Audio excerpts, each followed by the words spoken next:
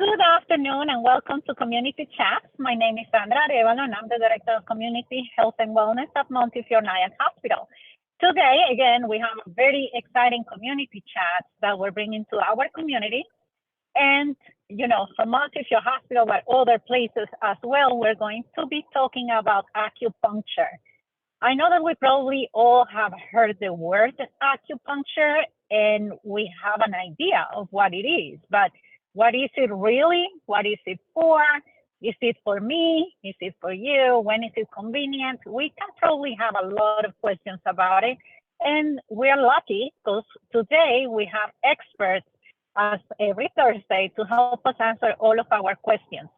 So without further ado, I'm going to let them introduce themselves. And then I'm going to just ask you, as you are joining us today, please ask any questions, use the chat box, use the Q&A. I'll be happy to ask all your questions to our experts. And I'm very happy because we have been developing this very nice partnership with the Wholeness Center. And it's been amazing because they have really all this science, that they are providing to our community, and they are teaching us so much about all these different really sciences that we don't know. And we were just talking a few minutes ago before starting how, there is a difference in culture between Eastern culture and Western culture, and we don't know much about this, but, it's time we learn. So that's why we're here. So why don't we start with introductions? So Nancy, I just have you on my upper left corner. So why don't we start with you? Thank you, Sandra, for having me today. And hi, everybody. My name is Nancy Fisher. I'm here in Nyack, New York.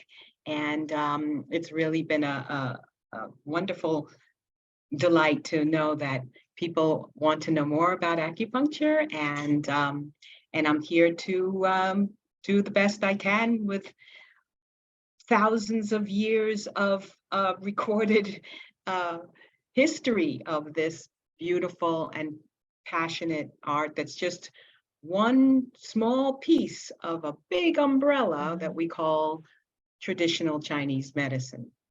So we could be here for lifetimes, really, studying what we need to know. So, but in an hour, we'll do the best we can. And I'm happy that you're saying history, Nancy, because that's definitely something I want to ask about. Like, where did all this come from? But before we get there, in my next screen, we have Leona and Michelle. So, Leona, why don't you go first? Sure. I'm Leona Devon, and we're right next door to Nancy and Valley Cottage. Michelle and I, we're at the Wholeness Center today. And I'm an acupuncturist here. Nancy and I kind of work together here and serve the community. And we went to the same school, so that was nice. And some of our background is similar too. We both are dental hygienists also, so kind of funny. Oh, wow. Our paths have converged a bit, but that's really it. And my friend Michelle. Hi, I'm Michelle Miller. I'm the director at the Wholeness Center Spa in Valley Cottage. I am thrilled about today because even though I know about acupuncture, I know that we have it here to offer the people of our community, but I really don't know that much about it. So I'm really looking forward to learning. So thank you, Sandra. So you and I are on the same boat. Yes. So let's get us started. And since we already mentioned history, why don't we start there? Like, where was this born? And I guess why? Yeah, good question. Nancy. Why was it born? Wow. From what I know and what I've studied, it's come from China. The people who studied this medicine, like I said before, was they had a lot of knowledge of the. They were renowned doctors and scholars in their time, designing medicines out of plants. So the first real history. It wasn't acupuncture per se, but it was traditional Chinese medicine, studying plants and studying their nature and their interaction with the human body. Some dated 3,000, 5,000 years ago. Most of those scholars and physicians of those times were physicians to the emperors, because the emperors were the only people who really probably could afford that kind of a treatment, in the sense that they used it primarily for themselves and for their wives and family, from what I know. And yet, of course, there was also the folk medicine, the shamans, the doctors in the little communities that people would go to get treatments. How acupuncture itself became part of the history, from what I recall, there's a lot of proof that there was very primitive types of acupuncture needles made out of flints of stone. Can you imagine? Stone sharpened, very, very thin. And whether they actually inserted it into the skin, we don't know. I don't think so. But they were found with emperors in their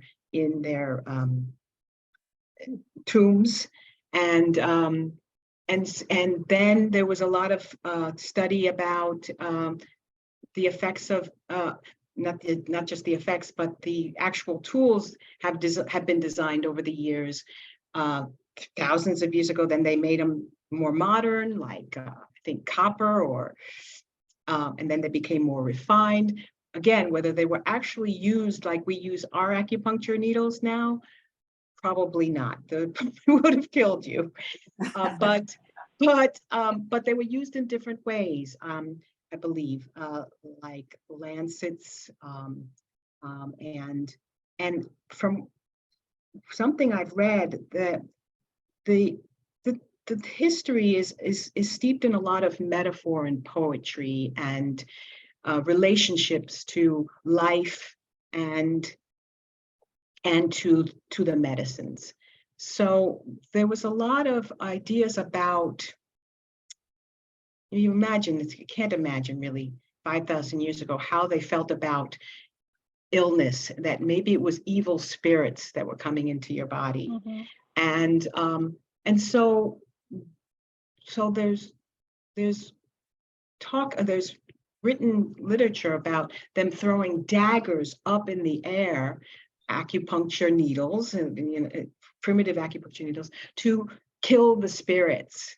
In the air, or in that. It's almost like, you can imagine, it was almost like a incantation or some sort of, ceremony they did over the person who was sick. And but how that then translated to going to very, very fine needles that were then probably made by gold.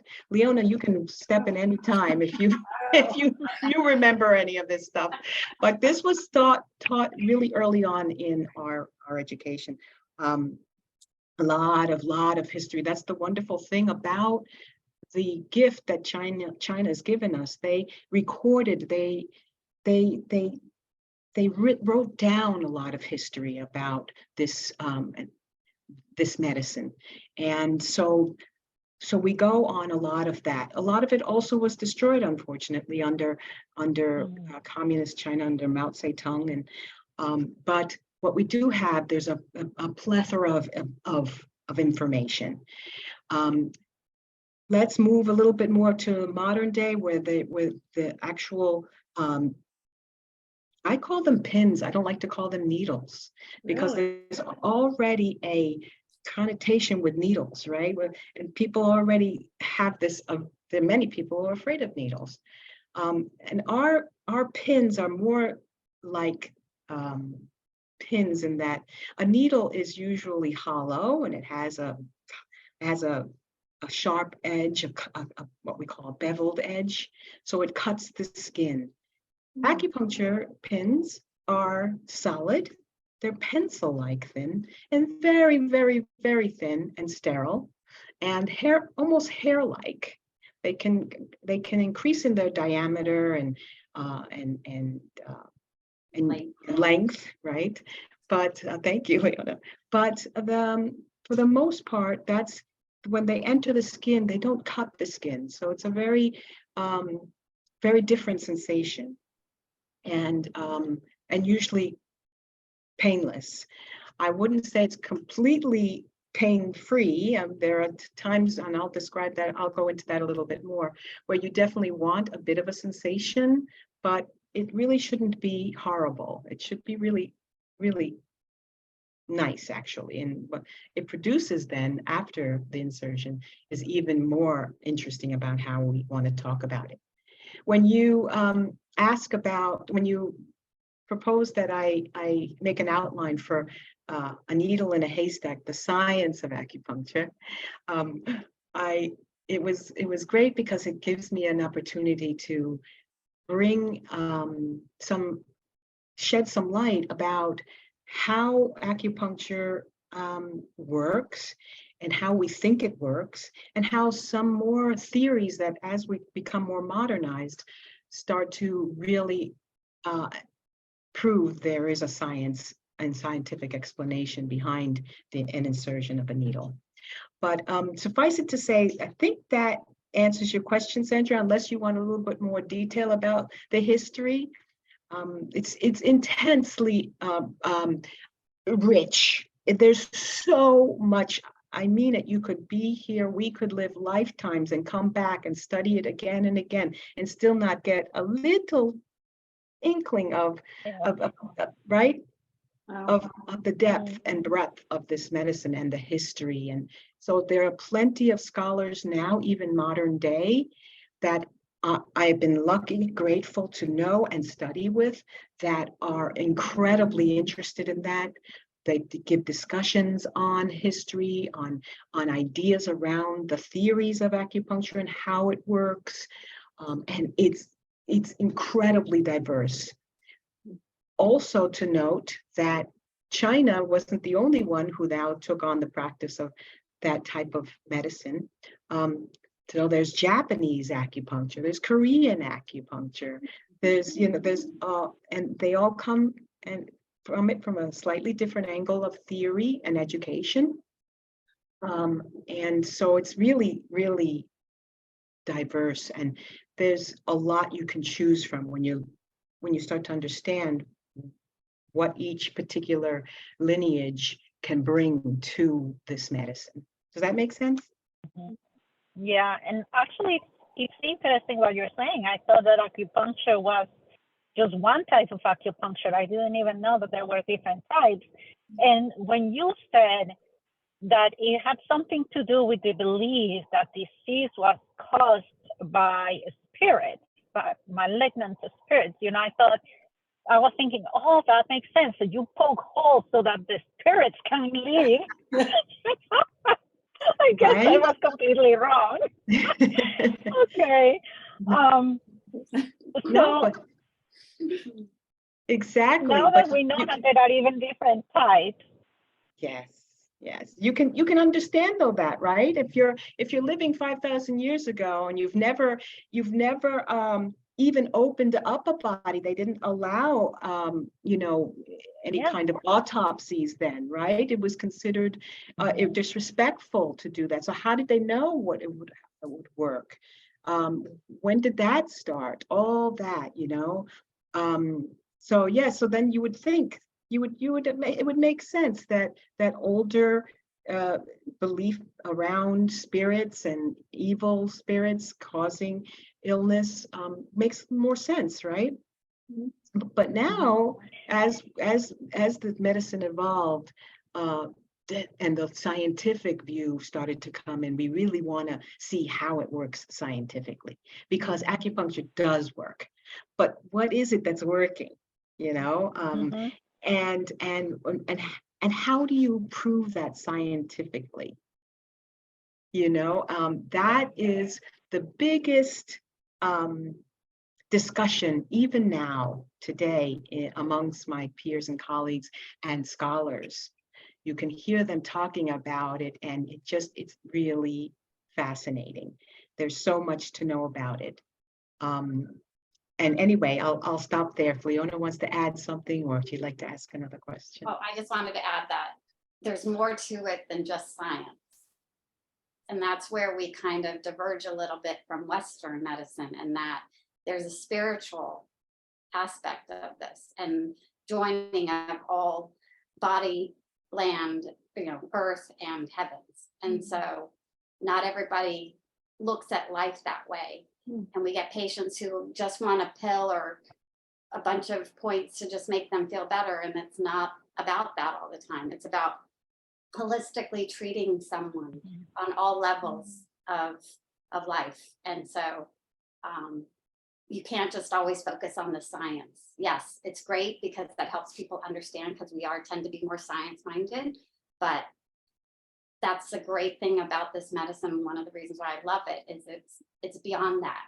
And there's things we can't always answer, but we strive to help people, and somehow it works, and sort of magical to some degree. You throw that word in there, but I love it. Anyway. So Leona, maybe you want to explain to us what acupuncture is. I know that it has something to do with needles, and they go with the needles and they poke you. But what is that exactly? Like, where do they poke you? Like, why do they poke you? Why the needle? Like, how does the process go? Is there like a preparation that you have to do before a session or after the session? Like, maybe you want to just walk me through. This is why we went to school. So you learn the different processes, correct? And I'm going to throw it back to Nancy, because I'm sure she's got a whole thing, because there's different approaches to it, and different theories of the different scholars, like she mentioned too. We went to Pacific College and we learned traditional Chinese medicine. So it's more what we call more Zhang Fu theory. Nancy, you're going to take over because I'm fantastic, Leona. I love that you brought up the other part about it, but recently I was listening to there's a podcast that I'll put the link to. It's called Qiological. Now, Qi, everybody's heard of that word now. Now it's become very famous. This word Qi, everybody loosely translates it as energy, right? Basically, the people have this idea that acupuncture, and I'm going to add Chinese medicine in general, moves Qi. So what is Qi? What is Qi? Qi can be the energy that makes a body move, makes blood circulate, makes anything happen in life. If you don't have Qi, you're exhausted, right? If you don't, if your organs don't have Qi, they're exhausted. And so, but saying that to somebody who's just coming for acupuncture, it's like, okay, yeah, I get it, but really, how does it work? Recently, listening to this podcast, Qiological, there was a great interview with a colleague of ours in, I forget what she is, but she is thinking outside the box and daring to explain acupuncture in a scientific way. That because she understands it, her degree was in like neuroscience or something, basically I loved her description, so I'm going to explain it as best as I can, and I'm paraphrasing, of course, so please forgive me. But now what happens with this very sterile, it's usually they're sterile, individually wrapped, used once on acupuncture points which are delineated and marked out throughout the whole body. There's 363 of them, and then hundreds of others that we call extraordinary points. There's points on the ears. That's what we learn in school, to find out how and where to put these pins, and mixing and matching them what gets produced from that. But this explanation was great because she said, imagine now the body is feeling something like this, kind of sharp, very thin though, and sterile pin coming into the body. The first reaction of body, because the body does this, it naturally, knows if something foreign is coming into it, will say, oh, what is that? Let's find out. Because immediately the body wants to determine if it's dangerous or not. And the effect then is, well, it's not really painful, and it seems very thin and very small. However, let's shoot some neurotransmitters there. So because the body's always, remember how even if we knock our foot or a toe against something or we get cut, immediately the body starts acting and to protect and to maintain what we always call in health homeostasis, right? Homeostasis is balance, the balance of everything in the body. That's basically it.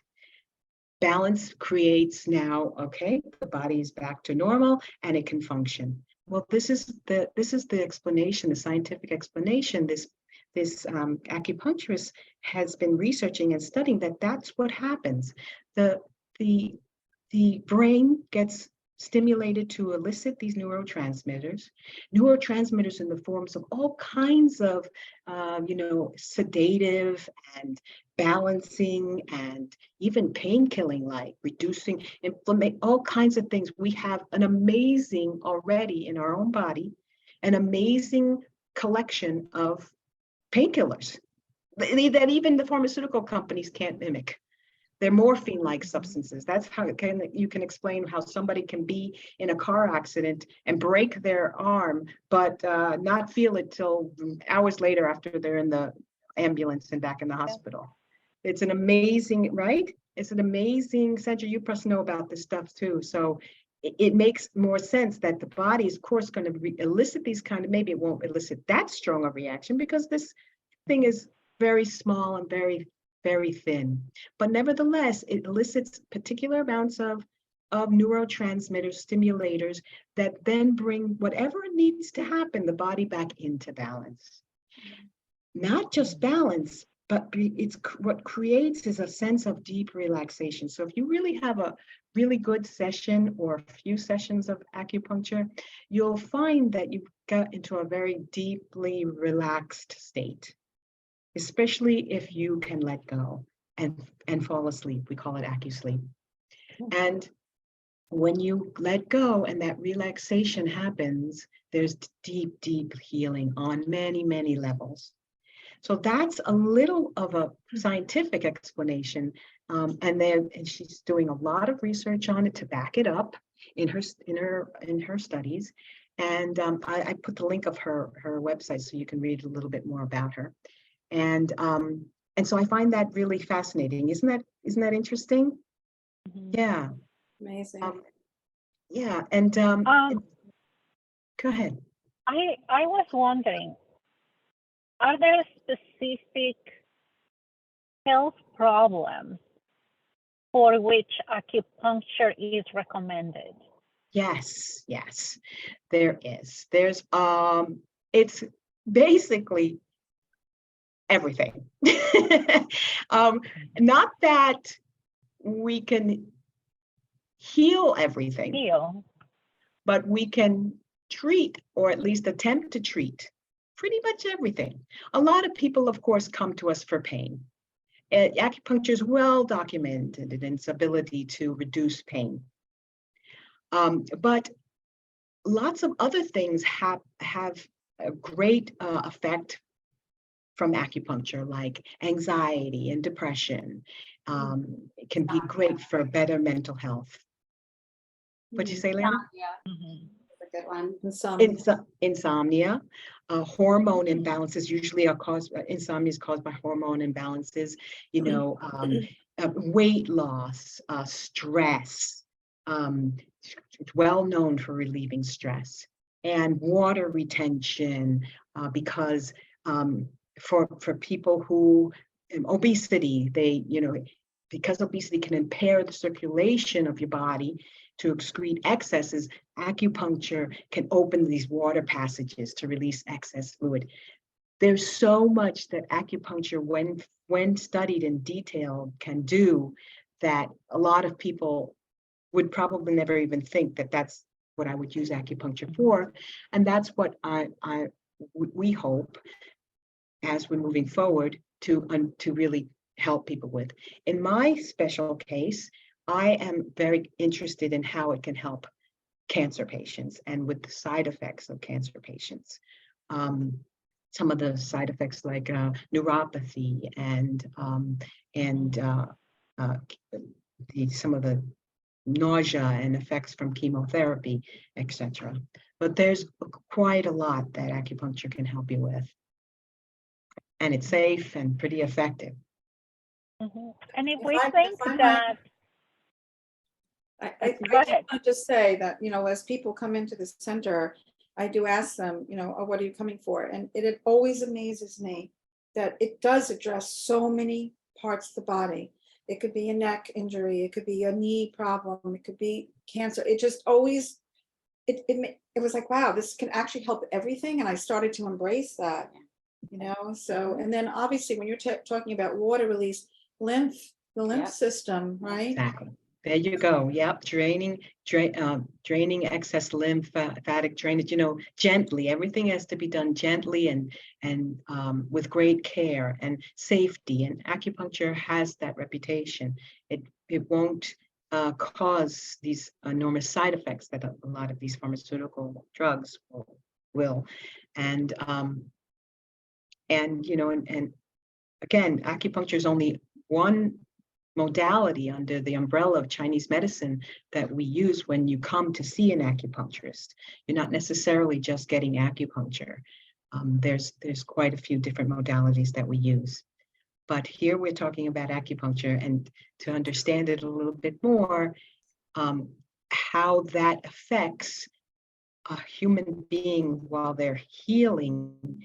Of course, it's an adjunct to everything else. I don't ever say only use acupuncture. No, you don't want to come to an acupuncturist if you have a broken bone. You want to go to the emergency room, you know, and you want to understand the limitations of acupuncture in the sense of treating those kind of acute things. But chronic long-term illnesses, all kinds of long-term illnesses, it highly excels. And that, along with some of the other modalities, especially herbal medicine. Well, and what I was going to say is, if we take into consideration that we're finding that stress is the root cause of a lot of health issues, and acupuncture can provide that deep relaxation that a lot of us, even when we sleep, we cannot conceive. You know, I think that it's worth giving it a try. But here is the other question. Are there any contraindications to acupuncture? Is there some people, besides people who I guess are afraid of needles, of course, Yeah. you know, are there people who shouldn't be seeking any acupuncture treatment? Well, the only thing I remember, and I know, of course, is anybody who's a hemophiliac who bleeds easily. You don't want to, because acupuncture can cause some bleeding. Typically, it's very mild and very innocuous. It's not dangerous at all. If you get little bleeding, it happens all the time, even to the masters. But and then in their pregnant women in their last trimester, there's certain points that are contraindicated, but not all. Some actually use it to induce labor. So you want to be careful with very weak elderly people or people with cancer who are very weak. You want to limit their acupuncture.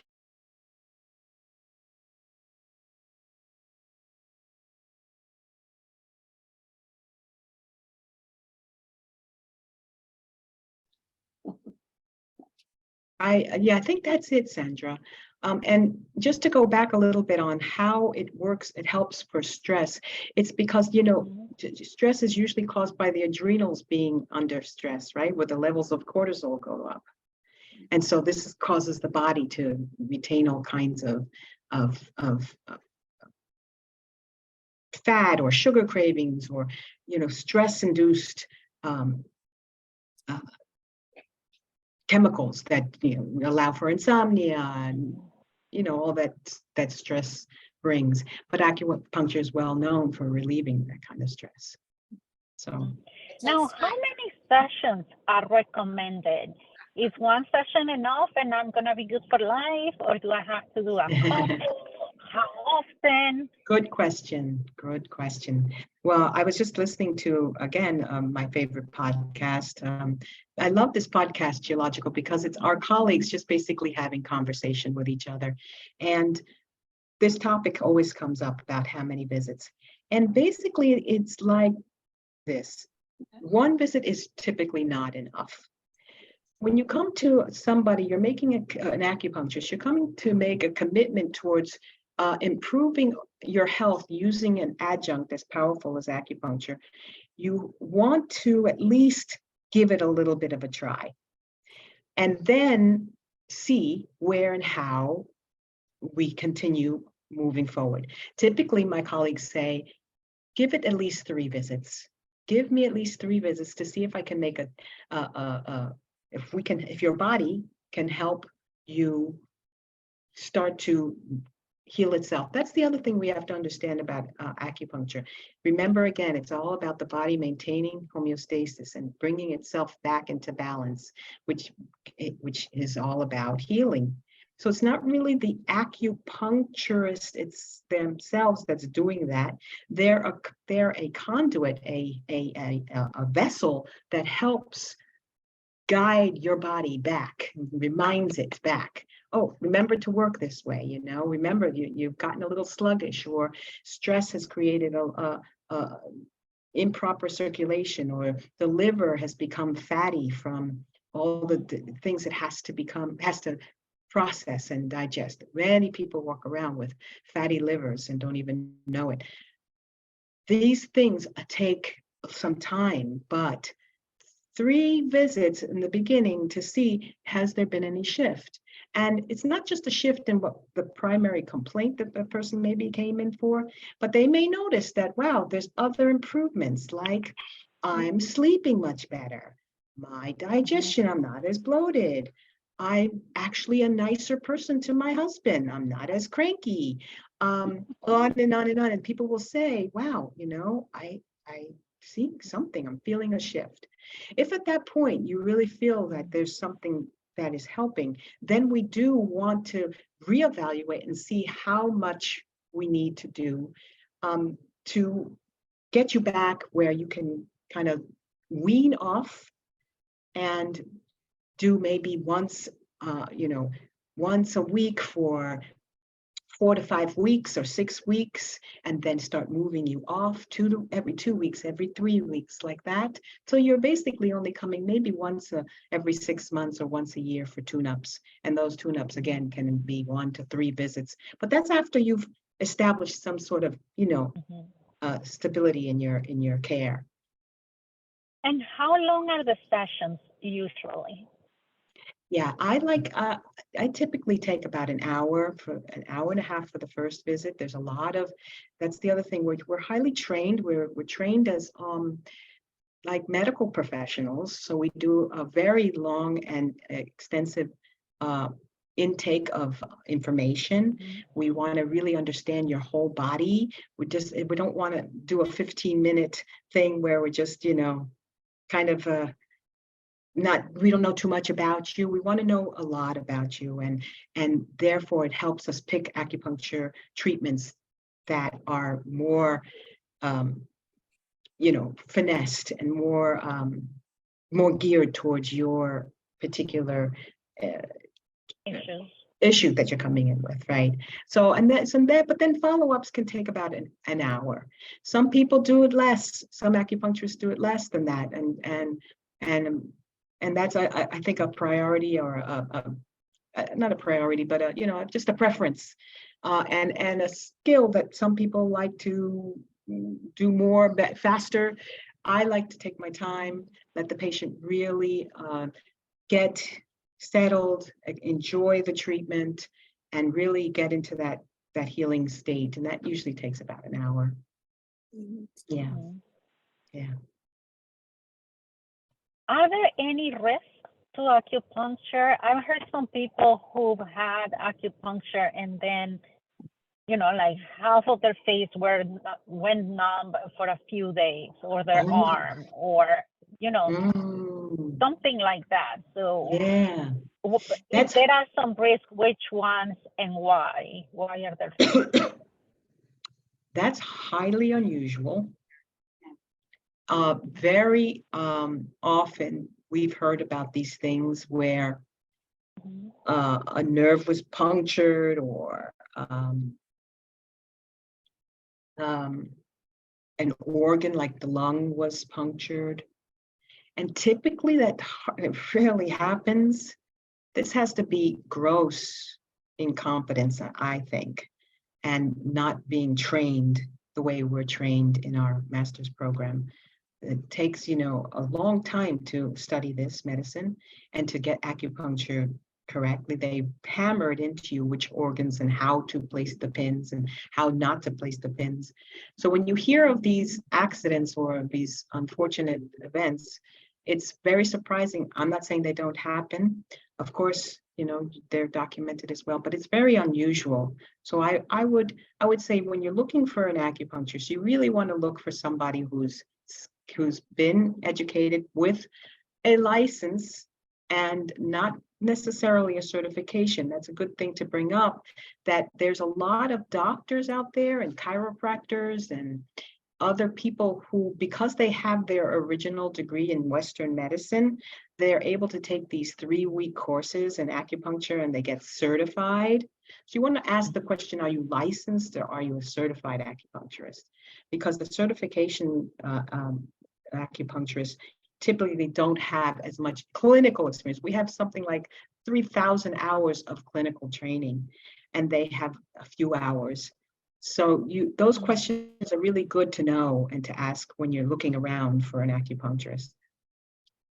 They're more likely Is probably there a to have. way?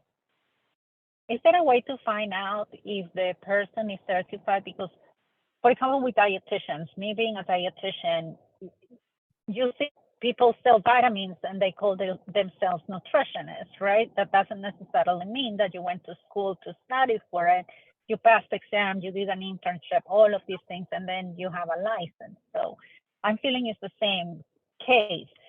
But there is a website where you can go to verify that you're certified. Is there a similar thing for acupuncture? Absolutely. It's the New York, if you're in New York, each state has its own, professional licensing division, and every occupation files under that New York State Department of Health Professions. And you look under acupuncture and you type in the name and they'll tell you whether they are a licensed acupuncturist. If they're not there, they're probably not licensed. They're either certified or, right, Leona? Yes, correct. Okay. Yeah. And then there's other bodies of our acupuncture program called the NCCAOM, the National Commission of, I can't remember but anyway, those are more like for acupuncturists that are when they first get out of school, they'll have that particular one. It's not necessary though to have that and still be a very certified, qualified licensed acupuncturist. The idea is you want to even just call and ask them when you make the appointment, are you certified or are you licensed? And they'll tell you. Mm-hmm. Oh, And I think that's great to know that. That's very important because, Yes. again, as being a dietitian, we live that every day, right? Like people confuse nutritionist with dietitian. It's not the same thing. Same for you, I guess, when you do acupuncture and you Sure. might fall in bad hands, or not bad hands, but somebody who's not an expert. So thank you for that tip. I think that's really, really good. Absolutely. Well, we're getting to the end of community chat. So any Wow. last thoughts? I know we can talk forever. I can talk forever. So any last thoughts that you would like to share, Nancy, Leona, Michelle? Yeah, I want to just tell people that acupuncture is safe and beautiful, and not just acupuncture, but going to an acupuncturist who is interested in the whole package, not just like Leona said, not just the physical, but how your emotional body and how your stress and how you deal with all of your pain and suffering, and or not dealing with your pain and suffering can lead to illness. And if you do have illness, how you can get back on track. I was diagnosed 3 years ago with stage 4 ovarian cancer, and I was in this field for over 20 years already. And there was no doubt in my mind that I was going to use this medicine, but also both. You know, of course, I want to encourage people to use the power of both medicines. Each one has their strength, and what you can guarantee with using Eastern medicine is everything else that really heals, that heals on a much deeper level than pills and surgeries. So they all have a lot of side effects. And so so you want to kind of get involved in an alternative practice, not just acupuncture, but Chinese medicine has under its umbrella nutrition, meditation, qigong, which are exercises that cultivate the breath and the body and the movement. So you want, that includes exercise and everything. You want to play a big role in your whole healing process. And then you have a different perspective and a different appreciation of, oh, what it means to deal with a chronic illness and have a good quality of life, hopefully. And that's what we really want for people, to have a good quality of life where their life is meaningful and purposeful, and hopefully giving back to others because of that life. So that's all I would like to say. And Nancy, thank you for sharing that personal story. And, you know, everything makes sense if you think about it, because if you get a diagnosis such as cancer, it's such a stressful diagnosis, and it's a life-changing diagnosis. And the more stress that you have, the worse it gets.